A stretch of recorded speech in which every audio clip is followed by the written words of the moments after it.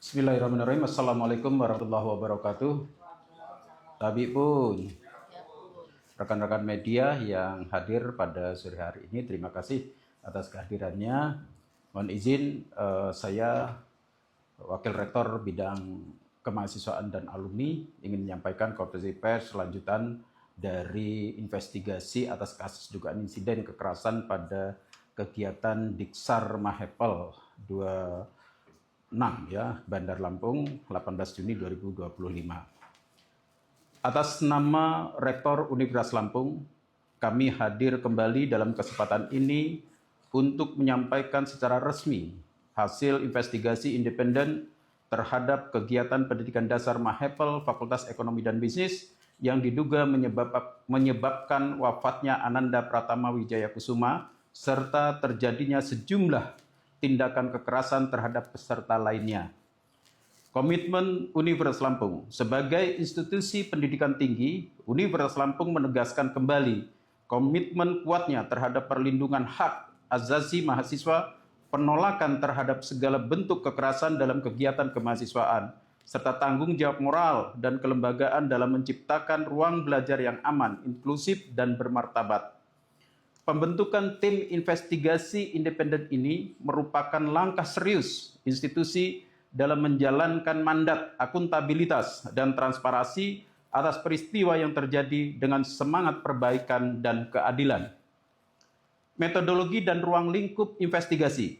Tim investigasi bekerja dengan mengedepankan prinsip independensi, objektivitas, dan verifikasi berlapis. Metode yang digunakan mencakup wawancara dengan peserta, panitia, alumni, dan pihak fakultas, telaah dokumen internal dan eksternal kegiatan, penelusuran bukti lapangan di lokasi Diksar, uji konsistensi kesaksian lintas narasumber, klarifikasi administratif kepada pihak Mahepel skala terbatas dan fakultas. Temuan kunci investigasi. Dari rangkaian proses tersebut, tim menyimpulkan sejumlah temuan utama. Pertama, adanya praktek kekerasan fisik dan psikis yang merendahkan martabat peserta Diksar, termasuk tindakan mencelupkan kepala ke lumpur, pemukulan, pemaksaan aktivitas ekstrim dalam kondisi tidak aman, serta penghinaan verbal. 2. Pelibatan aktif sejumlah alumni dan senior sebagai pelaku langsung atau sebagai pihak yang membiarkan kekerasan terjadi, bertentangan dengan prinsip keselamatan dan pembinaan dalam pendidikan. 3.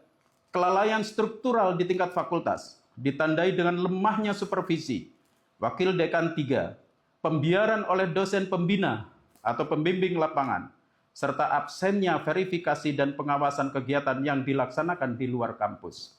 4.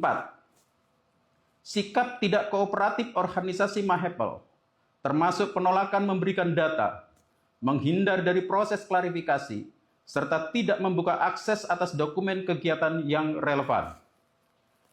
Seluruh temuan ini menunjukkan adanya pelanggaran serius terhadap ketentuan hukum dan kebijakan internal Universitas Lampung, termasuk Peraturan Rektor Universitas Lampung Nomor 25 Tahun 2020 tentang hak dan kewajiban mahasiswa. Kedua, Peraturan Rektor Universitas Lampung Nomor 11 Tahun 2023 tentang perubahan atas Peraturan Rektor Nomor 18 Tahun 2021 tentang organisasi kemahasiswaan, serta Permendikbudristek Nomor 55 Tahun 2024 tentang pencegahan dan penanganan kekerasan di lingkungan perguruan tinggi atau PPKPT.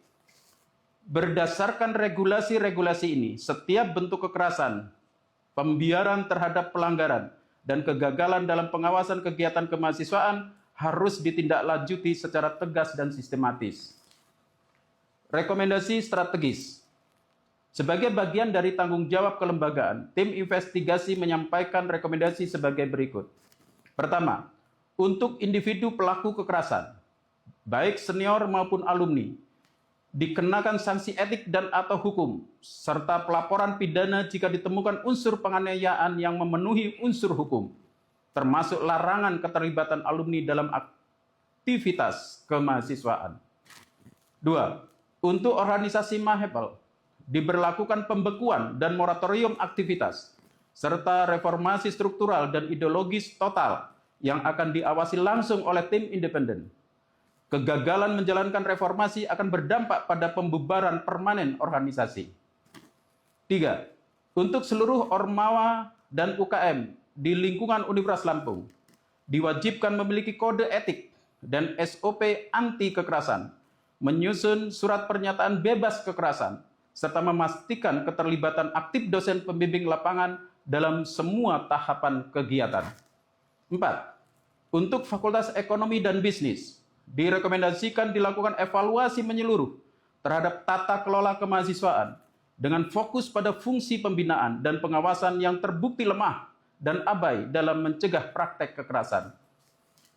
Langkah tindak lanjut Universitas Lampung. Sebagai bentuk tindak lanjut Universitas Lampung akan melakukan 1. Menyerahkan laporan investigasi ini kepada kementerian, pihak kepolisian, dan masyarakat sebagai bagian dari komitmen transparansi. 2. Mendorong dan memfasilitasi proses hukum yang adil bagi korban maupun pelaku yang terbukti bersalah. 3. Mengawal proses pemulihan kelembagaan, memperkuat sistem pelaporan kekerasan, serta memperbaiki SOP pembinaan organisasi mahasiswa di semua fakultas. Penutup, Universitas Lampung tidak akan mentolerir kekerasan dalam bentuk apapun. Kami berdiri bersama keluarga korban dan seluruh sivitas akademika masyarakat dalam memperjuangkan keadilan, kebenaran, dan reformasi nyata demi terwujudnya lingkungan kampus yang aman, sehat, dan menghargai martabat setiap insan.